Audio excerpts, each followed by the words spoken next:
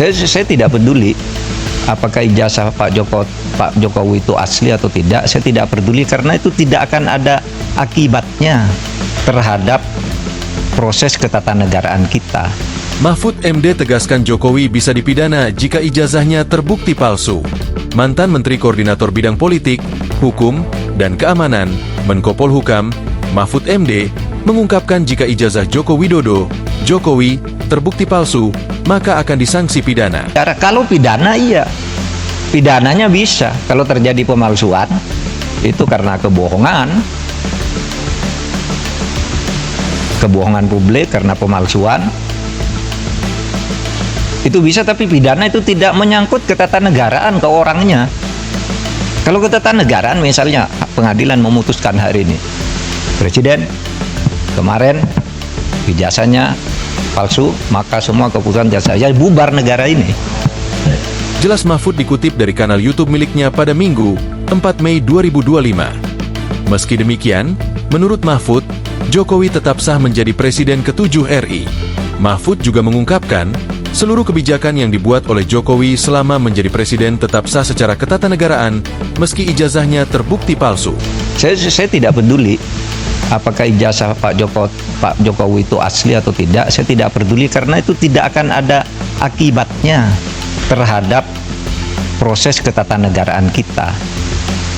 Dalam arti begini, taruhlah misalnya betul tuh ijazah Pak Jokowi palsu misalnya.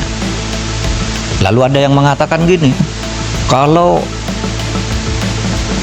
betul ijazah Pak Jokowi palsu, maka seluruh keputusan-keputusannya selama menjadi presiden itu batal, tidak sah. Saya bilang enggak lah, apa hubungannya? Itu kan hukum tata negara. Kalau pidana iya. Kata Mahfud. Mahfud juga menuturkan, jika pengadilan memutuskan ijazah Jokowi palsu dan menyatakan segala kebijakannya batal, maka negara akan bubar. Dia mencontohkan terkait gelaran pemilu 2024 yang lalu di mana seluruh aturan hingga mekanisme diteken oleh Jokowi. Lalu, jika ada putusan dari pengadilan, ijazah Jokowi palsu dan semua kebijakannya dinyatakan tidak sah, maka hasil pemilu 2024 otomatis juga tidak sah dan perlu diulang. Terkait hal tersebut, Mahfud menegaskan hakim tidak mungkin untuk mengetok palu putusan tersebut. Setelah begitu lama bergulir, Jokowi akhirnya turun gunung melapor ke Polda Metro Jaya terkait tudingan bahwa ijazahnya palsu, Rabu, 30 April 2025 lalu.